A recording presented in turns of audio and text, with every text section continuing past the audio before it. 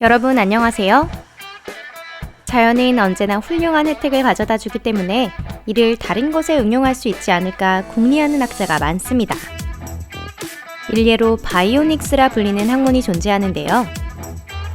바이오닉스는 살아있는 온갖 것으로부터 쓸만한 기능을 얻고자 하는 기술입니다. 사실 요 100년 사이에 발명된 것들 중 대부분이 동물을 바탕으로 만들어졌다는 것 알고 계신가요?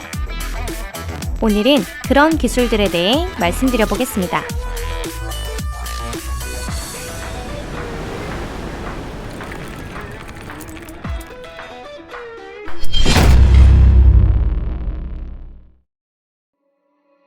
우선 1935년까지 거슬러 올라가 평범한 고양이에 대해 살펴볼게요.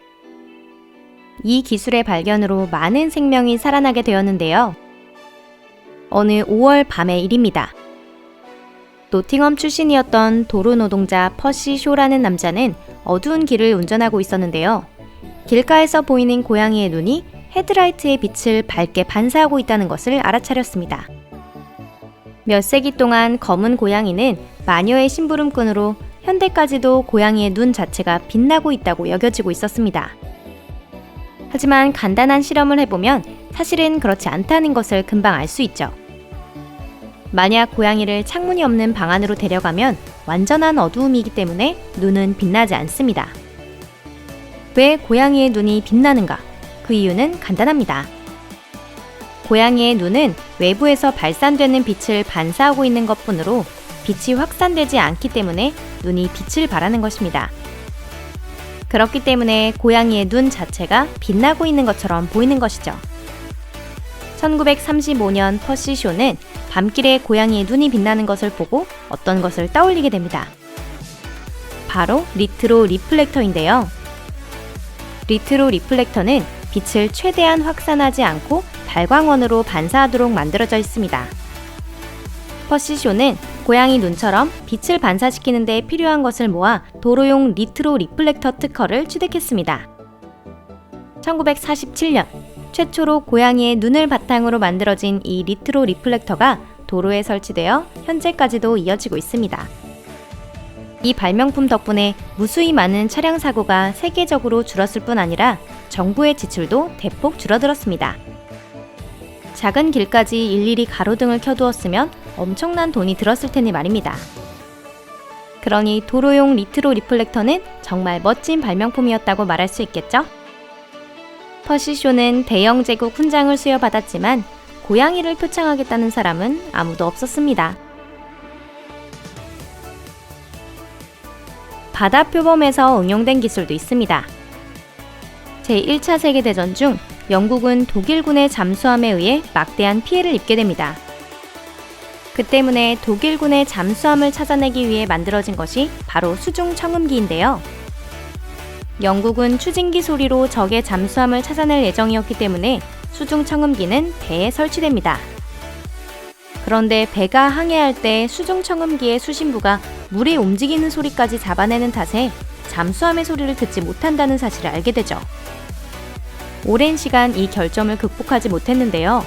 유명한 물리학자 로버트 우드가 물속의 움직임을 알아들을 수 있는 바다 표범의 원리를 이용하여 이것을 만들어 볼 것을 엔지니어에게 제안합니다.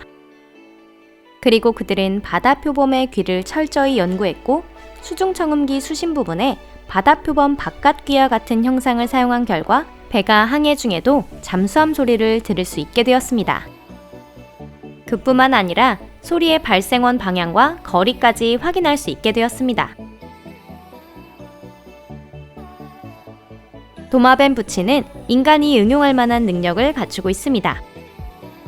이들은 스파이더맨처럼 벽을 재빨리 이동할 수 있죠. 한 전문가는 도마뱀 부치의 손발 연구를 바탕으로 그와 똑같이 벽을 기어 올라갈 수 있는 로봇을 개발했습니다. 장차 이 기술을 이용한다면 로봇뿐만 아니라 인간도 피터 파커처럼 건물의 벽을 기어 올라갈 수 있을 거라고 하네요. 또 도마뱀 부치를 응용해 만든 겟스킨이라 불리는 고체 순간 접착제도 개발되었습니다. 이 접착제는 매우 강력해서 평평한 표면이라면 조금만 붙여도 315kg의 무게를 견딜 수 있다고 하는데요. 제거도 손쉽게 가능하기 때문에 더러움을 남기지도 않는다고 하네요.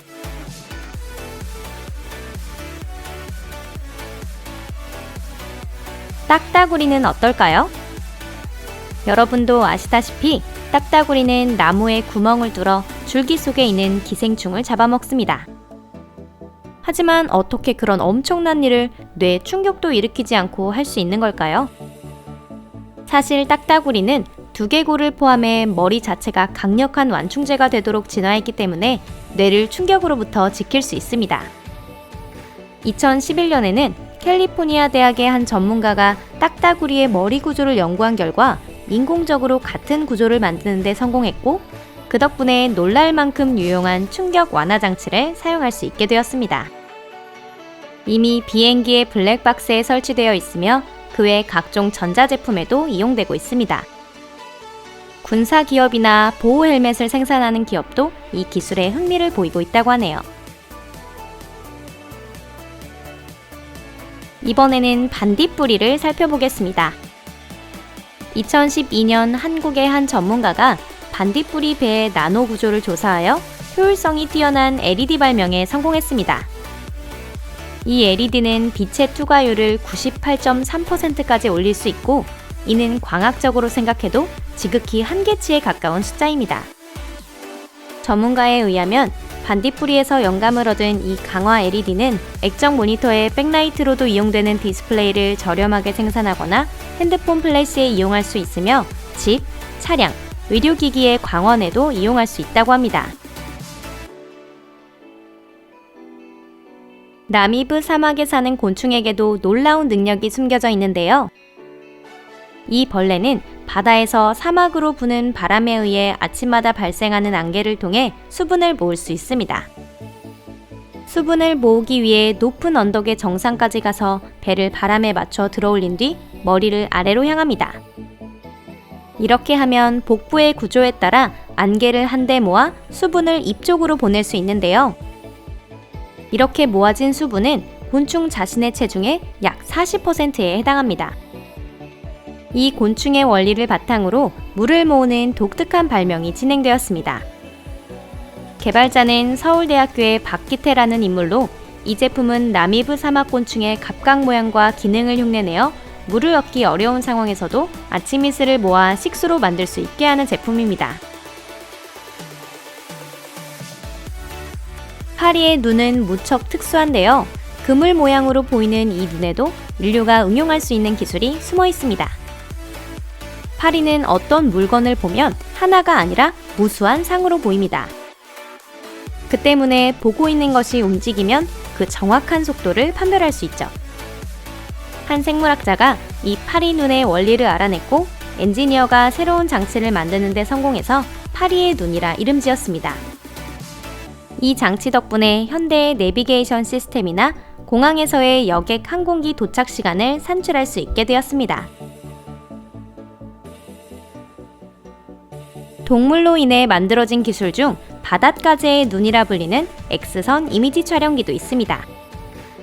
이 촬영기는 휴대용 플래시 라이트 같은 것으로 두께 8cm의 강철벽 너머도 꿰뚫어 볼 수 있는데요.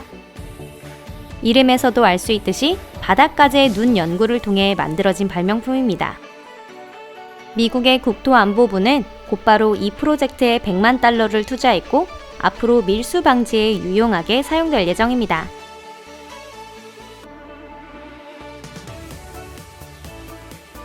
동물이 바탕이 된 기술은 그 밖에도 많이 있는데요. 전부 소개해드리자면 끝이 없을 정도네요. 마지막까지 시청해주셔서 감사드리고요. 다음에도 재미있는 영상 가득 준비해서 기다리고 있을 테니 언제든 놀러오시기 바랄게요. 그럼 안녕히 계세요.